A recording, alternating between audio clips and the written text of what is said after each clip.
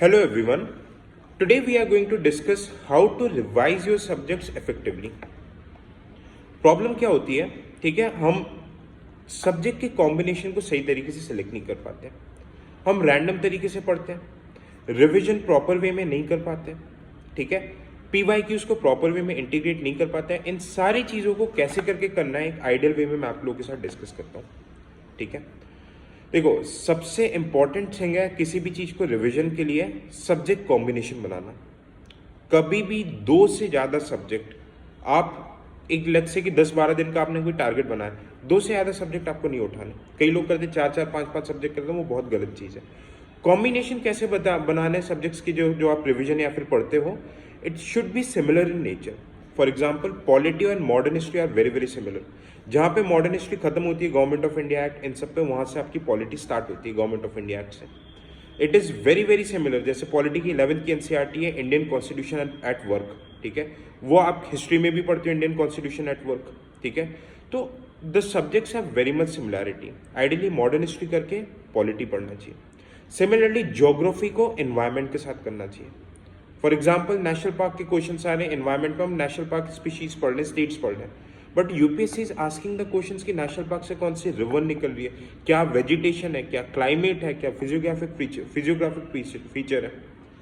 Okay, आप geography में climate change के अबाउट पढ़ते हो, क्लाइमेट चेंज के कॉन्फ्रेंस आप एनवायरमेंट पे पढ़ते हो, ठीक है। तो ये सब्जेक्ट के कॉम्बिनेशन होते हैं। जैसे economy and science and tech ये लास्ट में पढ़ना चाहिए। क्यों? क्योंकि आप जितना लेट पढ़ोगे तो उतना ही लंबा करंट अफेयर्स उसमें अपडेट होता जाएगा। अपडेटेड सोच से पढ़ना चाहिए, तो आपके एफर्ट्स मतलब डबल अप नहीं होंगे, ईजी पड़ेगी चीज़ें, ठीक है। एक पर्सनलाइज टाइम टेबल का मैं स्ट्रेटेजी लेके आऊँगा कि कैसे करके क्या चीज़ें करनी है।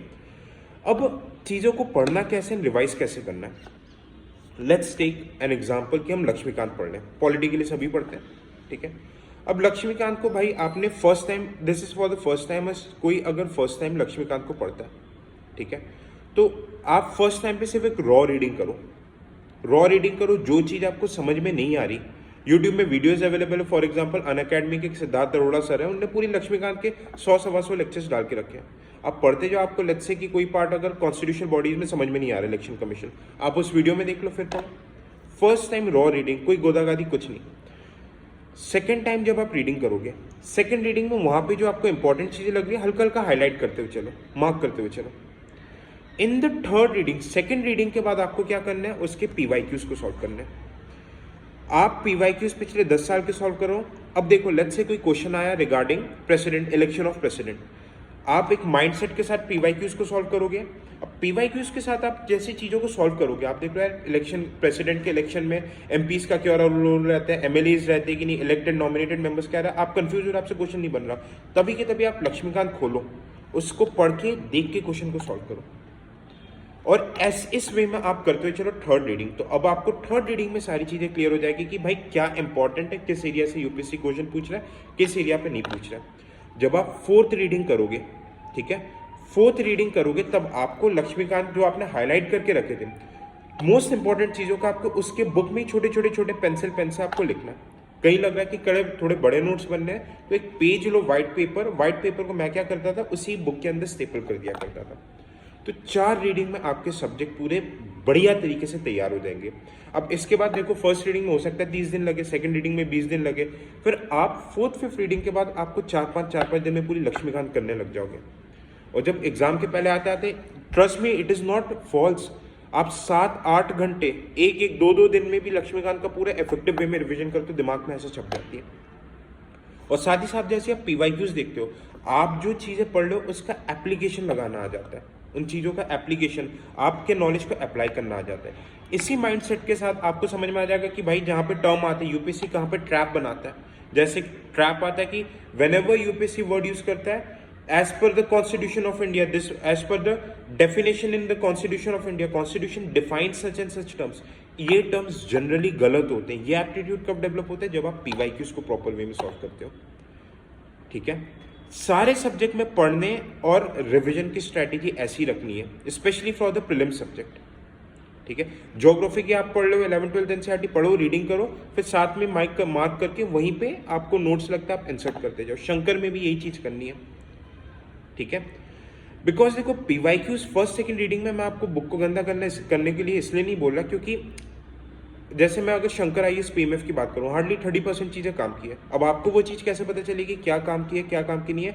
जब आप एक दो रीडिंग करके पीवाईक्यूज को सॉल्व करोगे, आपको ये पता चलेगा भाई इसी एरिया से क्वेश्चन आ रहे हैं, ये एरियाज काम की है नहीं। फॉर एग्जाम्पल स्पेक्ट्रम बल्कि होती जा रही है।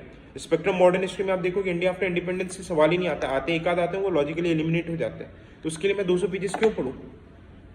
ठीक है, हिस्टोरिकल मैपिंग वाला मतलब जो ये चीजें रहती है, जैसे आज के डेट में 2022, 23, 24 से अराइवल ऑफ द यूरोपियन से बहुत क्वेश्चंस पूछ रहा है, तो उस एरियाज में हमें फोकस करना है, क्या स्पेक्ट्रम से वो सवाल बन रहे कि नहीं बन रहे, इस वे में चीजों को रिवाइज करना है। But this is the strategy for prelims. Mains के लिए हमें खुद के शॉर्ट नोट्स बनाने पड़ते हैं, ठीक है। सो इस वे में अगर आप करते हुए चलोगे इंटीग्रेटिंग द पीवाईक्यूज, और जैसी पीवाईक्यूज, लेट्स से कि आपने लक्ष्मीकांत पढ़ ली, 3 आपने पढ़ ली, आपका पीवाईक्यूज भी हो गया, जस्ट एक टेस्ट सीरीज देखो, एक पॉलिटी का फुल लेंथ टेस्ट लो किसी भी इंस्टीट्यूट का, मार्केट में सब मिल जाता है, फ्री यूपीएससी मटेरियल.org में सब मिल जाता है। आप उसमें बस सॉल्व करके 2 घंटे जैसे एग्जामिनेशन में बैठते हो वैसे आप बैठो, और आप देखो कि क्या आप उसको सॉल्व कर पा रहे हो कि नहीं कर पा रहे 2 घंटे में, क्या आपसे कोई सिली मिस्टेक तो नहीं हो रही, आपने जो चीजें पढ़ी है क्या आप उस नॉलेज को लगा पा रहे हो कि नहीं लगा पा रहे, ठीक है। मार्क्स पे ध्यान नहीं देना टेस्ट सीरीज की, मैं पहले बार बार बता रहा हूँ, वीडियो बन चुका है कि prelims PYQ versus test series, उसको देख लेना, समझ में आ जाएगा।